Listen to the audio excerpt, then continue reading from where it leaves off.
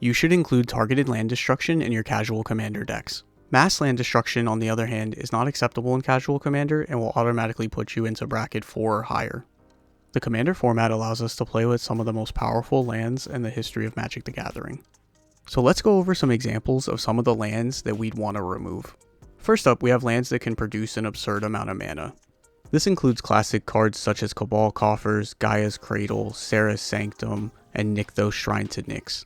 And you might be thinking, well, not everyone has access to those expensive cards, but there have been plenty of other lands released over the years that can tap for absurd amounts of mana as well. Edge of Eternities gave us a new take on Gaia's Cradle, as well as a new take on Tolarian Academy, which is actually banned in Commander. And of course, these lands require a lot of setup. They enter the battlefield tapped, you gotta station them, so you need to tap creatures to put charge counters on them, and you have to pay 1 mana of their respective colors to even be able to tap them for all that extra mana. Even outside of crazy amounts of mana, there are plenty of utility lands in the format that are worth removing. Some of them are extremely powerful and require immediate answers, and others are not quite as powerful, but still probably something you don't want on the battlefield. I understand that having your lands destroyed can be a feels bad moment, so for me, I try to use land destruction that will replace the land that was destroyed so that my opponents aren't going down any lands while I'm destroying their lands. Demolition Field is probably my favorite land destruction card. It is a land that taps for colorless mana, or you can pay 2, sacrifice this land, destroy target non-basic land an opponent controls.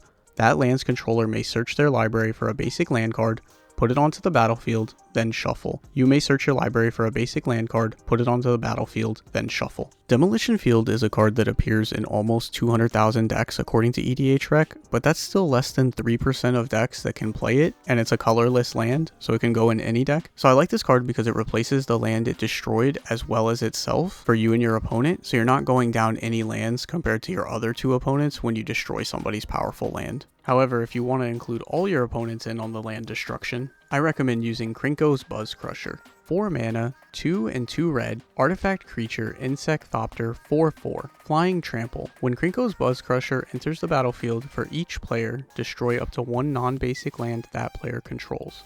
For each land destroyed this way, its controller may search their library for a basic land card, put it onto the battlefield tapped, then shuffle. It's important to note that this card is for each player, and it's up to. So you could destroy your own land if you want to search a basic land out of your deck and put it on the battlefield tap, and you also don't have to choose somebody's land. So if you don't want to destroy their color fixing lands because they don't have any powerful utility lands on the battlefield, then you don't have to. So I love that it's optional.